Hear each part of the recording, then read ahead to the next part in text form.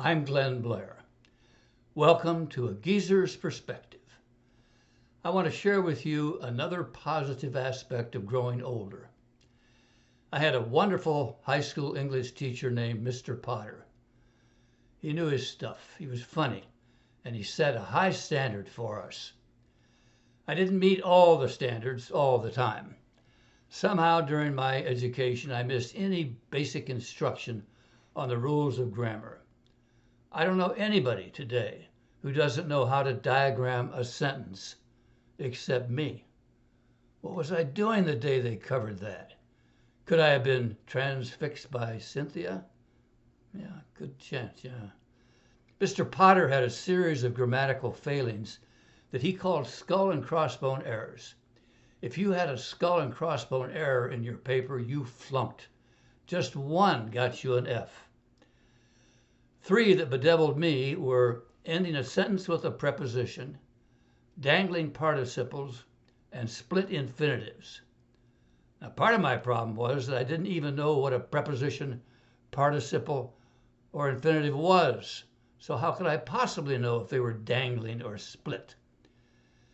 The other day, something popped up to remind me of my failings, and I decided it was not too late to figure it all out. As I began my research, I discovered yet another plus about growing older.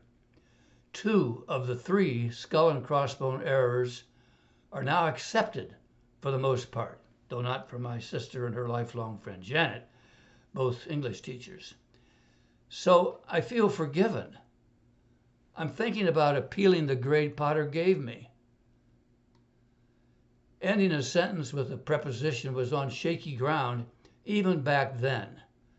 We laughed at a redrafting of a sentence attributed to Winston Churchill when he challenged the rule by saying, "This is something up with which I will not put." When at a delightful gathering with pleasant people, someone comes up to you and asks you, "Where are you from?" Did it ever occur to you to say, "Did you mean from where are you?" Likewise, the split infinitive made famous by Star Trek, to boldly go, should be to go boldly.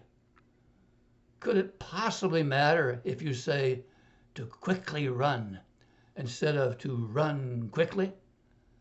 Well, not now anyway. It's acceptable, except well, you know who, Sally and Janet. Dangling participles, well, that's another matter. I'm not sure it's even worthy of inclusion because it's obviously just lousy, confusing writing. And the technical explanation is beyond understanding. So let me skip all of that as though I could explain it, which I can't. Would you ever say, "Running down the street, the car hit me"?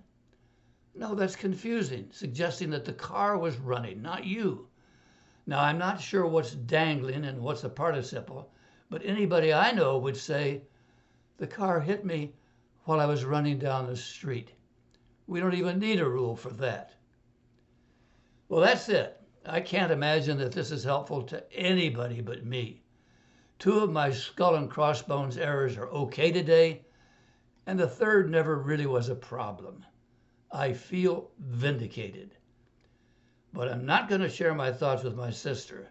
I'm still capable of egregious, baffling errors that only she could catch.